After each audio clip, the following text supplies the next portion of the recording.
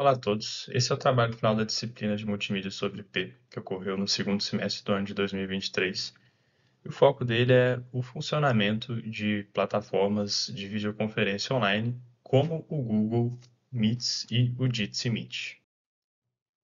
Como já deve ser de conhecimento da maioria das pessoas, o Google Meets ele funciona principalmente como uma plataforma de fazer chamadas de vídeo, isso talvez somente de áudio, entre uma ou mais pessoas. E o Jitsi Meet é uma versão open source do Google Meets, então ele tende a fornecer funcionalidades semelhantes às do Google, só que com o diferencial de deixar o código aberto e disponível para qualquer pessoa que tenha interesse em conhecer. Falando em funcionalidades, as primeiras a ser mencionadas serão as do Google Meets. Então a gente percebe que existem algumas integrações com outros aplicativos. Existe também louça interativa e existe algumas funcionalidades somente para usuários premium, que seriam a gravação da reunião e a transmissão para outras pessoas. Só que dessa transmissão as outras pessoas poderiam apenas participar, ver a reunião, né, sem participar. A gente também tem comunicações como emojis e rápidos, né, como levantar a mão e soltar alguns emojis durante a chamada. A gente tem umas outras configurações sobre a própria chamada em si, como alterar o layout, tela cheia e por aí vai.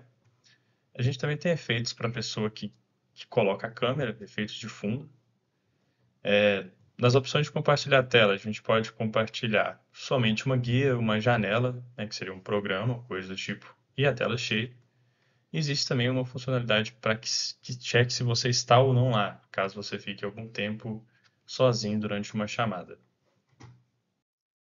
Já no Jitsi Meet, a gente tem também a possibilidade de fazer votações e conversa durante a chamada. A gente também tem opções de emojis e de levantar a mão durante a chamada, mas aqui a gente tem um diferencial de poder adicionar GIFs, que é feito através da integração com esse aplicativo aqui. A gente também tem fundos virtuais que servem para colocar no final do vídeo, né, de quem está mostrando a própria câmera. A gente também tem essas configurações aqui que, no geral, são semelhantes com as do Google. A gente também pode ajustar a performance para conseguir mais desempenho ou mais performance, né? A gente consegue selecionar isso. E algo interessante é que ele também tem integração com o calendário, algo que o Google naturalmente já tem com a integração com o Google Workspace. O Jitsi implementou isso através do calendário do próprio Google. Então, caso você queira usar o calendário, você vai ser convidado a usar com a sua conta do Google. Bom, agora eu vou explicar sobre o protocolo H323. É importante mencionar de antemão que ele não é o mais atual e que ele vem caindo em desuso. O atual é o SIP, o SIP. Mas o protocolo H323 tem muitas coisas interessantes que poderão ser explicadas no decorrer do vídeo. Bom, sobre o H323, é importante mencionar que ele é um protocolo de voz sobre IP. Então, ele tenta pegar os dados de voz e vídeo dos participantes de uma reunião, por exemplo, e transmitir isso em tempo real sobre a rede de internet. O protocolo também pode ser considerado um protocolo guarda-chuva. Essa imagem ilustra um pouco disso, porque dentro dele existem vários outros protocolos responsáveis por fazer essa comunicação. E ele funciona através de sinalização. Então, vão haver sinais para se iniciar uma chamada, para poder negociar parâmetros, para poder finalizar a chamada e por aí vai. Os protocolos de transporte utilizados são RTP e RTCP. Ambos esses protocolos operam sobre o UDP e, conforme eu mencionei no slide passado, ele era o padrão para videoconferências. Atualmente ele vem caindo em desuso. Conforme eu mencionei, existem vários protocolos, né? Eu deixei esses daqui como uma ilustração mesmo. Não é o intuito do vídeo entrar em cada um deles, somente nos mais importantes. Então fica aí para caso alguém queira ver mais especificamente o funcionamento de algum. Bom, outra característica do protocolo H323 é a separação de componentes na estrutura, né? Então, aqui a gente tem um exemplo disso. A gente tem aqui como os terminais, sendo os end users, então são as pessoas que estão participando da videoconferência, por exemplo. Os gatekeepers são os servidores de nível administrativo, então eles vão ser responsáveis pelas resoluções de endereços, controle de admissão, gerenciamento de banda e gerenciamento de zona. Ele basicamente otimiza os parâmetros da rede e faz com que ele funcione melhor. Ele é opcional exatamente por isso, né? Ele otimiza as coisas, mas ele não é crucial. A gente tem os gateways, que realizam a tradução entre diferentes protocolos. Esses sim são cruciais para o funcionamento. A gente tem as unidades de controle multiponto, que são importantes para a videoconferência, principalmente, para quando há 3 ou mais endpoints. E nessas a gente tem o processador multiponto, que é opcional, e a controladora multiponto, que vai estar sempre presente. Bom, já a comunicação acontece através de strings de informação, que basicamente significa que você não tem que baixar nada. E os dados que são enviados, né, os pacotes, por assim dizer, eles são classificados em vídeo, no caso de videoconferência, sem áudio, em chamadas de fax, por exemplo, dados, como, por exemplo, fotos estáticas, e chamadas de controle, que são os sinais usados para as próprias chamadas que o protocolo faz para poder gerenciar os parâmetros da conexão. Bom, agora eu vou explicar sobre os principais subprotocolos do H323, só que esses aqui são aqueles mais importantes e que vão acontecer na maioria das vezes. Bom, essencialmente, né, como um resumo, a gente pode considerar que o H225 é para inicialização de chamadas. Então, ele vai, por exemplo, estabelecer a chamada, ele vai usar parâmetros como mensagens, né, como setup, call proceeding, connect e disconnect. Eles vão definir os codecs a serem utilizados, vai realizar o controle de banda inicial e, caso haja, ele vai também trabalhar junto com os gatekeepers para facilitar a comunicação.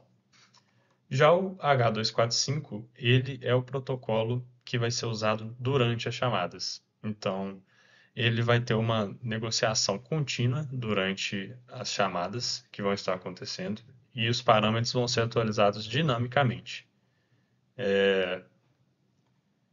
E, além disso, ele também vai definir e controlar os parâmetros de cada tipo de mídia, que podem ser entre áudio, vídeo e dados. Então, a união desses dois subprotocolos é crucial para que a gente consiga ter uma chamada. Agora eu vou explicar sobre o funcionamento do protocolo H323, agora que as principais estruturas do protocolo já foram explicadas.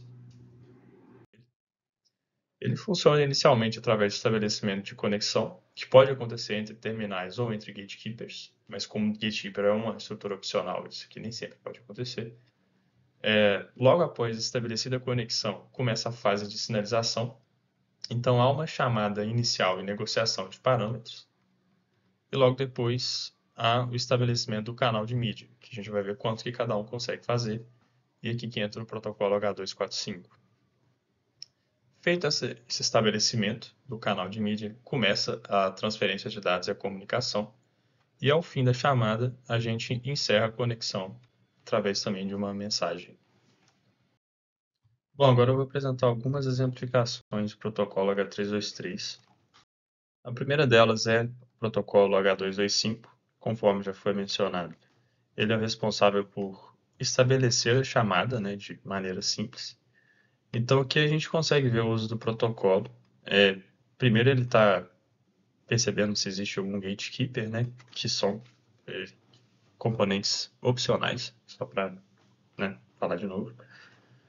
A gente consegue ver que houve, né, um gatekeeper, então existe o confirm. Logo depois a gente tem o registration request e o registration confirm, então a gente vê que tudo aconteceu. E que outro fator interessante é que essas são as mensagens RAS, que são Registration, Admission and Status. E logo após a gente tem as mensagens CS, que são as Control Signaling. E a gente consegue perceber também que houveram a configuração do canal lógico e por aí vai. Logo depois a gente vai para o protocolo H245. E a gente consegue perceber que no final, né, que o H245 começa aqui e que antes dele vem o H225 com a mensagem de connect, ou seja, a chamada iniciou e a gente agora vai passar a usar o protocolo H245. Então ele começa negociando parâmetros. Então você vê que ele tá, tá vendo, tá tentando setar a capacidade que existe no terminal e por aí vai. Ele também está vendo a capacidade das outras partes. E logo depois de negociar os parâmetros, eles abrem os canais, né, lógicos, e começam a fazer a comunicação. No fim, né, da sessão, a gente vê uma chamada de end session command pelo H245 e logo depois a gente vê o H225 de novo fazendo o release complete e logo depois o H245 terminando a sessão como um todo. Bom, agora eu vou apresentar o exemplo de funcionamento da rede. Aqui a gente pode apresentar alguns cenários. Um deles seria a comunicação de um terminal para outro terminal diretamente. A gente vê que existe o gatekeeper aqui, né? Então ele poderia participar disso também. Mas esse aqui seria o cenário mais comum, né? Então a gente teria aquelas chamadas e aqueles parâmetros de sinais que eu já explicitei nos últimos slides. Essas chamadas aconteceriam e a comunicação se iniciaria.